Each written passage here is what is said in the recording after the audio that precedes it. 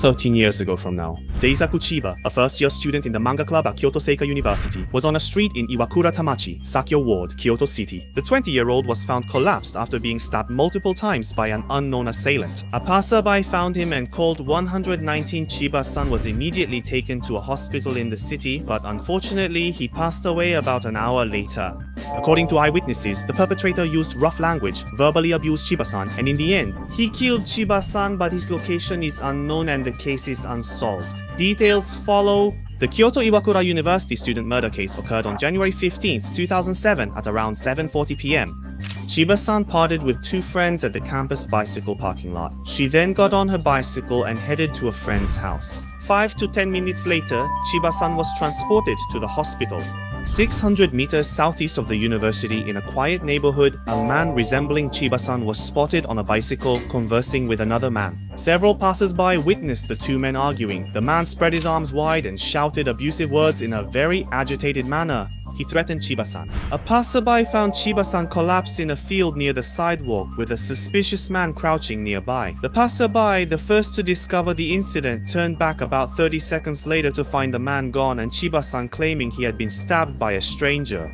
He asked them to call the police and was taken to the hospital. Chiba-san desperately gave information to the police while he was still conscious. He said that he was suddenly accused of something, pushed from the sidewalk into the field and stabbed multiple times. He tried to get up onto the sidewalk and call for help with his own phone, but couldn't. The man looked a little older than him. These were some of the many details he provided. This matches the eyewitness accounts.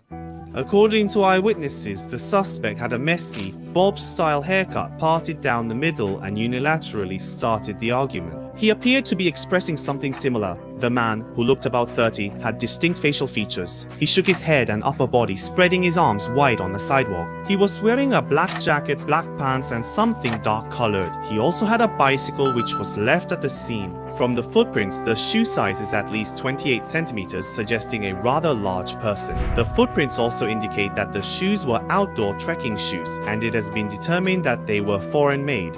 A month after the incident, on February 15th, 75 people launched the initial investigation. They interviewed and collected information, including eyewitness accounts, within a 4.5-kilometer radius. The investigation headquarters released a composite sketch of the man based on up to 194 reports.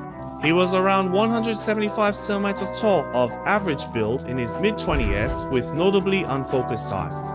The investigation headquarters reported that the man rode past Mr. Chiba on a bicycle, likely in a traffic incident. It is assumed that the reason for the trouble was something trivial, but the man became agitated, took out a knife, and started shouting. He straddled the bicycle. When the man attacked Chiba-san, he fell into a field next to the sidewalk. The attacker chased after him and stabbed Chiba-san repeatedly. Afterward, the man crouched with his head down briefly before getting on his bicycle and fleeing. Chiba-san's white bicycle, cell phone, and backpack were left at the scene.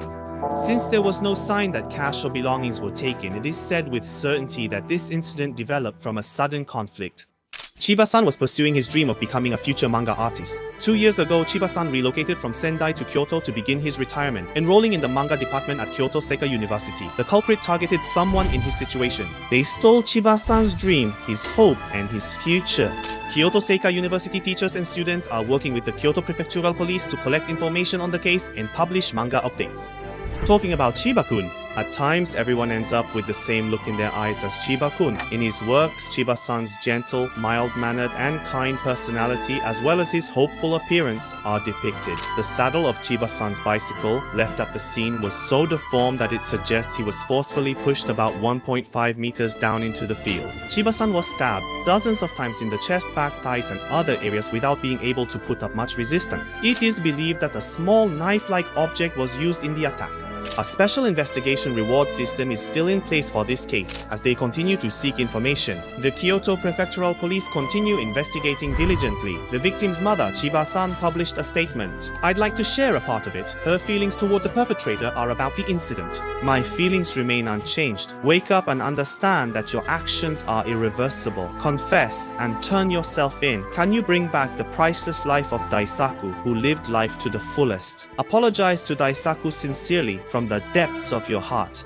The steady investigation by the police, the people involved with the university, and everyone's feelings have surely become a source of strength. I believe this will lead to the arrest of the culprit. In the last panel of the manga, these words are written. The culprit might be hiding around you. It is you who will find the culprit. That's all for today. Thanks for watching. See you next time. Bye.